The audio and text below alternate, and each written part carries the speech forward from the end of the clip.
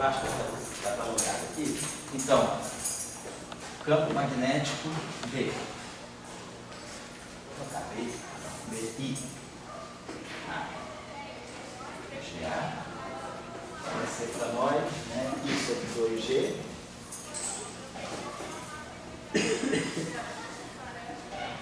Epsilon X data, comutador, DJ,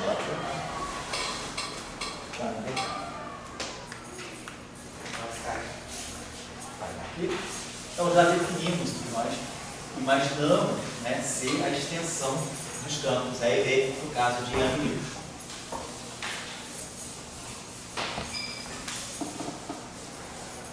Certo? Então, o que nós sabemos, né, é que essas derivadas covariantes se transformam assim. Então, diz que a regra de transformação das derivadas covariantes, eu vou dar D direto, independentemente de ser índice temporal ou índice espacial, elas se transformam como a matriz do grupo de Young-Mills, a derivada, e a matriz do grupo de Young-Mills é menos 1. Essa é a lei de transformação das derivadas. Vocês estão lembrados? Por que sai? O campo se transforma, o campo se transforma assim. A derivada covariante, nós introduzimos de tal maneira que a transformação dela seja a mesma transformação que o campo. Então, sabendo quem é a transformação, então eu tenho que a derivada se transforma, o campo se transforma, é a transformação, né, da derivada do campo. E aí é que eu introduzo essa identidade, né, para poder comparar. Isso aqui é o R, isso aqui é o psi, é o R menos 1, perdão. O psi é o R menos 1 psi. Substituo o psi, aí eu comparo. Isso aqui vai para qualquer psi. Então a lei de transformação do operador de derivada é aquela lá. Então, aqui, Esse R é considerado local. é local, tudo aqui é local. Não tem Young-Mills local. O alfa falando desse R aí na exponencial com alfa de Deixa tudo texto.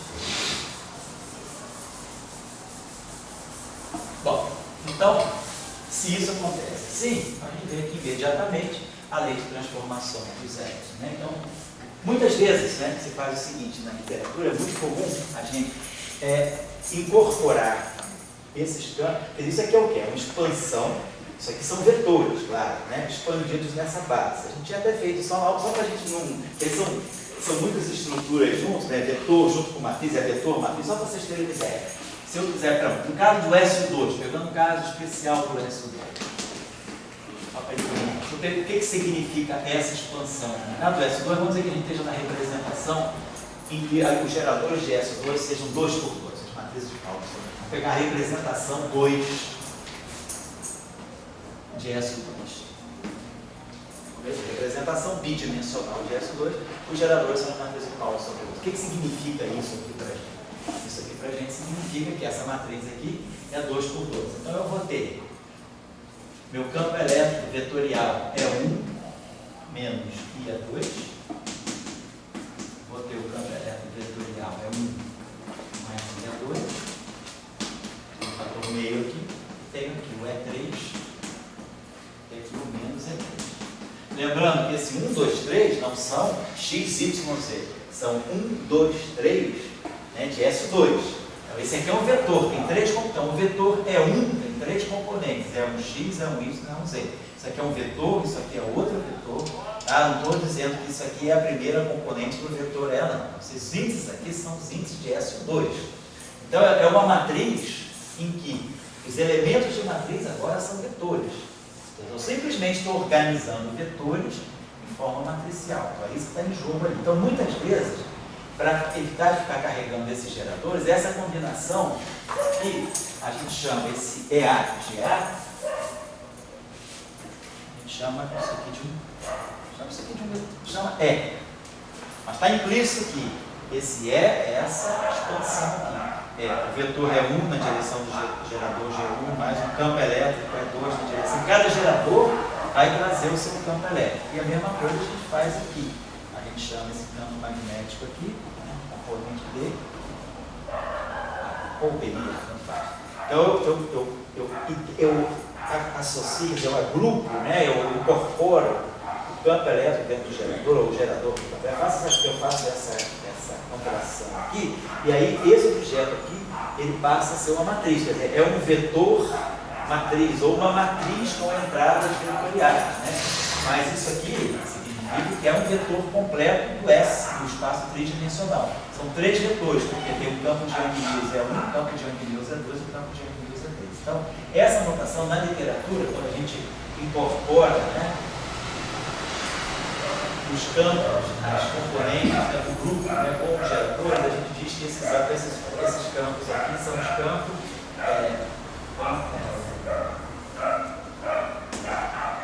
campos com valores na álgebra de Lie. Em português, eu acho que o pessoal matemática traduz como campos valorados na álgebra de Lie, alguma coisa, mas aí a álgebra é fixa. Então, é o campo elétrico com valor na álgebra de Lie e o campo magnético com valor na álgebra de Lie. Mas é só entender que esse campo aqui, na verdade, é essa expansão. Significa que isso aqui é um vetor mesmo. Então, eu tenho uma componente vetorial, vezes um gerador, um outro vetor, vezes o outro gerador. Simplesmente uma expansão na base de geradores, na base do grupo de simetria. Mas o Oi? o campo de Young-Mills agora não é? Na verdade, gente, os campos de Young-Mills são esses. Os campos de Young-Mills. Esse aqui é o campo de Young-Mills com valor na álgebra de Lie. Você incorpora todos os campos de Young-Mills. É uma expressão unificada. Isso aqui é uma matriz que incorpora todos os campos elétricos de Young-Mills nos seus elementos. Né? Certo? É só uma questão de notação. Não tem nada demais. Só para compactar um pouquinho a notação.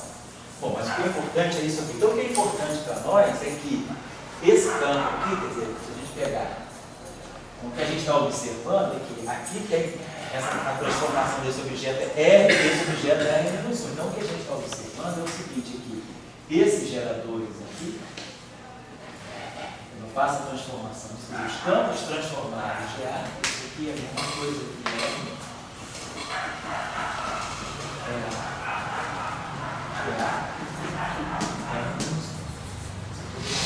que isso aqui, a transformação de Young-Mills desse objeto é essa aqui. Esse campo como um todo, o gerador não se transforma são os campos, né? Então esses campos aqui vão se transformando desse modo aqui. No fundo é esse objeto aqui, ó, vai entrar um R aqui e vai entrar um R menos 1 que vão se fatorar aqui. Então fica, na verdade, esse objeto, toda a transformação dele, a transformação de Young-Mills dos campos RD, no caso abeliano, isso aqui é uma fase, isso aqui é uma fase, essa matriz não tem. Então essa fase mata essa fase. Então é linha A igual a A. Não tem a matriz é identidade. Então no caso não abeliano, tem a substituição. Esse campo aqui não é invariante, varia. Então os campos, eles se transformam. Bom, essa lei de transformação aqui, o que significa isso? Isso aqui está significando que os nossos campos se transformam, mas de que forma? Uma forma tipo uma transformação de singularidade. Isso aqui é típico da chamada representação adjunta, uma transformação adjunta do campo. Então, os campos de Young-Mills não são invariantes. Eles se transformam na representação adjunta. Eles se transformam, né, na representação onde estão os geradores, que é a chamada representação adjunta. Por causa que tudo dele vai se transforma. Oi? Ele se transforma porque o D se transforma. Porque o D se transforma, exatamente. O D carrega a transformação. A diferença é que a transformação do E, ela não carrega aquele termo homogêneo. Vamos fazer a transformação explícita aqui. Vamos pegar essa transformação, vamos escrever isso aqui. Vamos abrir essa expressão. Então eu teria assim, a linha GA igual. Então é que vai ficar exponencial de I, ômega E, GD. Aqui vai ficar A, GA. Aqui vai ficar exponencial de menos I, ômega C, GC. Vamos fazer essa transformação infinitesimalmente. Em primeira ordem em ômega. Vamos abandonar os termos de ordem ômega 2. Vamos fazer essa transformação infinitesimal. Abandonando os termos de ordem ômega 2. Então vamos trabalhar aqui. Então aqui eu não tenho nada. Isso aqui é a minha real. Vamos expandindo isso aqui em primeira ordem. Isso aqui vai ter identidade mais I ômega B GB. Identidade menos I ômega C GC. Então primeiro tendo a identidade daqui com a identidade daqui. Então vai ficar a GA Segundo termo, primeira ordem ômega. Esse termo vezes esse termo. Vai ficar mais I ômega B EA GB GA. Depois, primeira ordem ômega, eu vou ter esse termo vezes esse. Menos I ômega C EA GC GA. GA GC. Certo? Aqui o GB fica na frente do GA, mas aqui o GA fica na frente do GC. Então vamos fazer o seguinte, vamos chamar esse C aqui de D. Aí a gente produz direitinho, como o computador vai ficar I ômega B é a GB. Então eu posso botar esse sinal menos aqui fatorado, fica mais. Então na verdade eu estou fatorando I ômega B é a com esse sinal aqui, né? Fatorei o I, ômega B é A, I, ômega B é A. Aqui tinha um sinal menos, eu fatorei aqui tinha mais, aqui tinha menos. Então fica menos, fica mais. Porque esse primeiro termo aqui é GB, GA, e esse segundo termo é menos GC, GA, GC. Então, quando eu fatorei esse sinal menos, esse primeiro termo fica menos e esse termo fica mais. Isso aqui está me dando exatamente o que? O comutador de GA com GB. Então, esse termo todo aqui, ele produz o computador de GA com GB, que é I, GC, GC. Vou apagar isso aqui.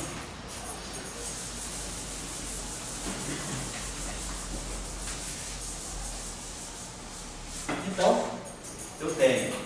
Aí, ó, isso aqui é GA, isso aqui é GA. Isso aqui, ABC, são índices saturados. Então, para ficar tudo com GA, para poder uniformizar, né, o gerador, todos os índices são saturados, ó, A, e aqui, A, B, B, C, C. Então, eu vou chamar o C de A. E o A de C. E aí eu posso, ó, gerador. Por que eu posso cancelar o gerador de todo lado? Eu tenho uma expressão desse tipo, eu posso juntar tudo como sendo uma expressão AGA igual a zero. Como os geradores formam uma base de vetores independentes na álgebra, o que são os geradores? Os geradores são os elementos de base da álgebra. Como esses geradores são linearmente independentes, eu tenho essa expressão que é uma combinação linear de vetores LI. Então, se eu tenho N vetores LI e isso aqui é igual a zero, cada coeficiente tem que ser zero. Então, isso é equivalente ao fatoral de A. Não é que eu dividi por GA. Né?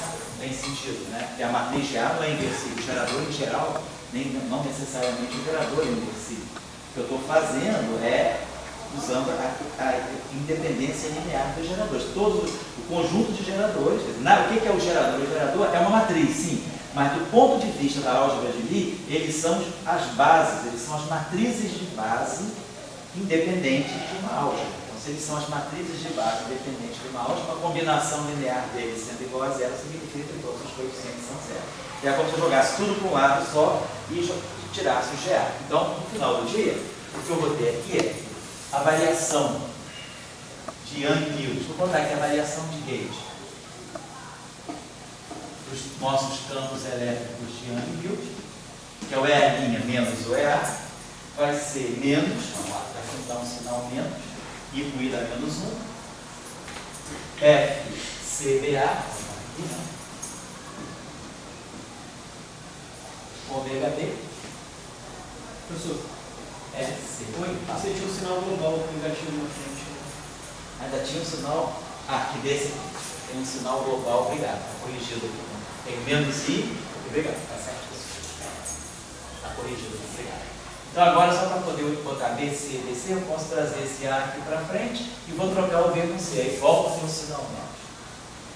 Mas estava errado, ia dar um sinal errado se não tivesse a correção. Então foi isso aqui. Então isso aqui é a transformação de Young-Mills.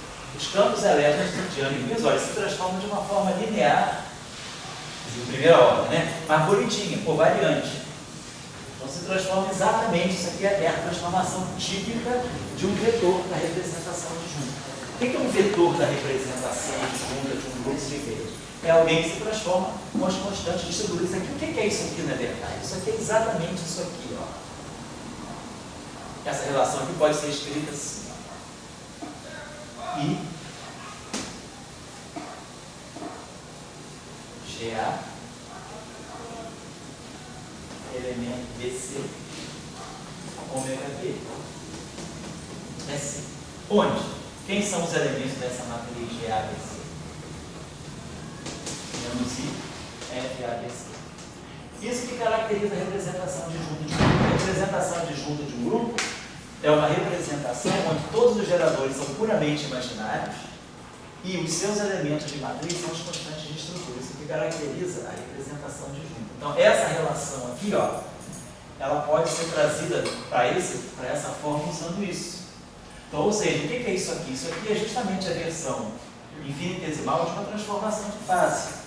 Você estaria dizendo o seguinte, que o E, né, posso escrever, quer dizer, na verdade, quer dizer, isso aqui é, posso escrever aquela relação lá, como sendo, se eu fizer isso aqui, ó, se eu agora jogo um gerador aqui, um outro gerador aqui, né, boto aqui, posso escrever essa relação, porque isso aqui vai ser exatamente a expansão em primeira ordem de E a I, GA,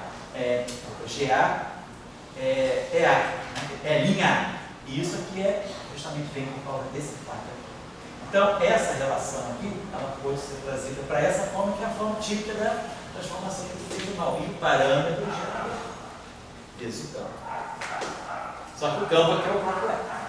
Então, isso que caracteriza a representação de junta. Mas a gente pode deixar assim. Então, a gente deixar A representação disjunta. o gerador é a representação disjunta. Na representação disjunta, os geradores do grupo, eles têm como elementos de matriz as constantes de estrutura, exatamente como a gente tem no caso do SO3. Quando a gente pega aquelas matrizes 3 por 3, sigma I, JK, e isso aqui é o menos I, X de JK, por quê? Porque a representação tridimensional é a representação de SO2. Então, por isso que não é coincidência que está isso.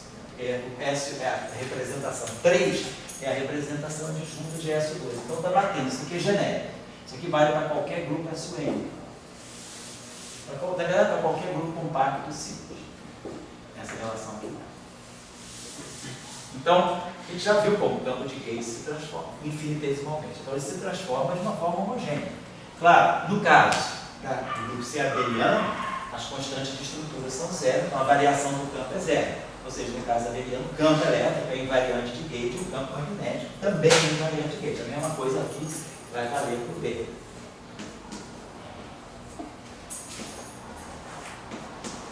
Só para vocês terem uma ideia do que essa relação aqui está dizendo para nós. Esse delta não se preocupa com aquele de ser um delta funcional, não. Porque ele não está sendo aquele delta de fininha.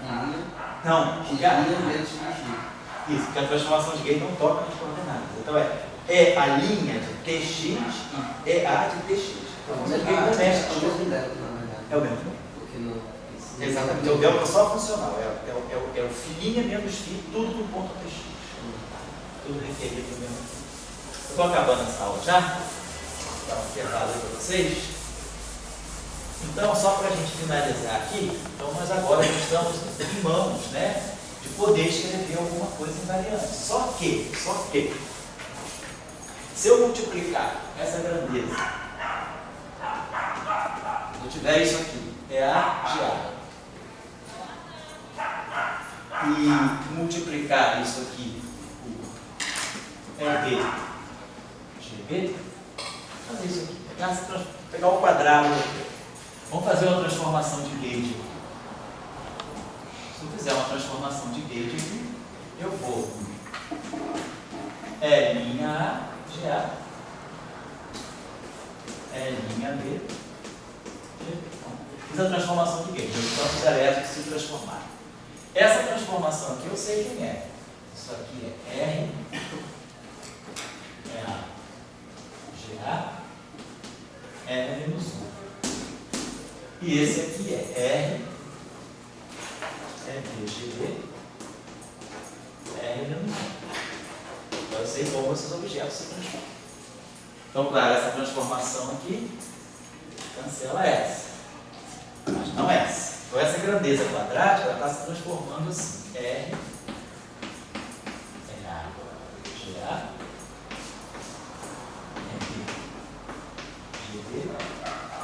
R menos 1. O que eu precisaria para essa grandeza ser invariante? Para que isso aqui fosse igual a isso. Eu precisaria que esses dois caras se encontrassem. Aí é arrematado o R menos 1. Essa aqui são matrizes, eu não posso mexer na hora. Mas se eu colocar um traço aqui, já que eu estou lidando com matrizes, coloco um traço aqui.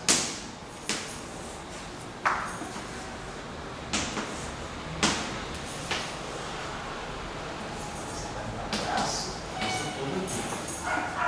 Que vai ser traço, isso tudo. Agora, como se trata de traço, eu posso, o traço é simples, isso, ou seja, o traço é comutativo. Essa matriz aqui dentro do traço pode ser jogada para cá. Então, como se trata de um traço, essa matriz pode ser transferida cá para frente e marca essa. Então, essa grandeza tomada ao traço do grupo é uma grandeza invariante. Então, essa grandeza aqui é gauge invariante. Claro, a mesma coisa valendo para o meio. Então, a gente já sabe construir alguma coisa que reproduz exatamente o protótipo de Maxwell. É 2. Só que no caso de Maxwell, o campo é um simples vetor. No campo de Young-Mills, no caso de Young-Mills, no campo de Maxwell, o campo de Young-Mills, ele é um vetor, são vetores expandidos numa base de matriz. Então, na verdade, isso aqui é o meu campo elétrico de Young-Mills. Isso aqui é o meu campo elétrico de Young-Mills. Então, isso aqui é o quadrado do campo. No caso abeliano, isso aqui é identidade, isso aqui é identidade. Então, fica, e é um só. Então, fica E ao quadrado. Então, E ao quadrado igual a L ao quadrado. No caso não abeliano, o traço não faz essa invariante. Então, essa grandeza aqui é o invariante de gauge. A mesma coisa com B. Então, eu vou ser tentado a fazer a dizer que o lagrangiano de Young-Mills, que substitui Maxwell, o lagrangiano de Maxwell inspirado em Young-Mills, seria o meio do traço de GA como matriz ao quadrado, menos C2 BA GA ao quadrado. Então, garanto que é invariante de gauge. Se eu fizer uma transformação de gauge, esse cara aqui, se a gente fizer uma transformação de gauge, então usando esse procedimento aqui, sabendo qual é a relação, quer dizer, ou seja, se eu escrever isso aqui é igual a isso aqui, meio do traço de EA GA ao quadrado menos C2 BA GA ao quadrado. Isso aqui é uma grandeza invariante de gauge. Isso aqui é invariante de gauge. Esse é um bom candidato para aquilo que seria o lagrangiano de Maxwell. A grandeza é 2 menos V2, que é invariante de gauge. Só que aqui ainda posso fazer uma simplificaçãozinha um pouquinho mais. Uma simplificaçãozinha mais, que é o traço do produto de dois geradores. Eu aqui estou tendo traço, no fundo eu tenho isso aqui, traço de EA GA, isso aqui é o quadrado, então é um EV G. O que significa esse traço dessa grandeza ao quadrado? É isso que eu estou fazendo. Do ponto de vista dessa matriz, isso aqui não é matriz, isso aqui não é assim, são coeficientes da expansão matricial. Quem é a matriz que fica dentro do traço é o GA GD. Então eu posso trazer isso aqui para aqui da seguinte maneira. Perdão, aqui, na verdade é isso aqui, escalar, produto escalar. Eu tenho que pegar um vetor. O produto escalar de dois vetores, então eu tenho isso aqui. Então o meu lagrangiano tem que ser um escalar de rotação. Então não pode sobrar um vetor no final do dia, tem que ser produto escalar de vetor. Então isso aqui é um vetor escalar, esse é vetor do traço de GA. Só que nós podemos sempre escolher essas matrizes, é sempre possível normalizar esses traços aqui de tal maneira que isso aqui seja 2 vezes delta de AB. Isso é só teoria de grupo. Então, se isso aqui dá 2 vezes delta de AB, isso aqui dá EA escalar EA. Então, na verdade, o lagrangiano de Young-Mills, usando essa normalização dos traços dos geradores, ele pode escrever esse lagrangiano de Young-Mills dessa forma. O meio, perdão, aqui é o meio, bom, eu posso, para poder ficar com a coisa mais parecida com o Maxwell, eu posso, então, como eu estou definindo o invariante de gauge, vamos colocar que eu quero que seja menos 1/4 de E2 menos V2, posso colocar aqui menos 1/8, que seja um número, porque o que é importante é que isso seja invariante de gauge. Eu escolho simplesmente esse então, posso botar até menos 1/2, ver? A gente pode normalizar, isso aqui a gente pode escolher como quiser. Pode normalizar isso aqui é um meio geral. Então isso aqui vai dar no final do dia menos um quarto. É A. Escalar é A. Menos C2.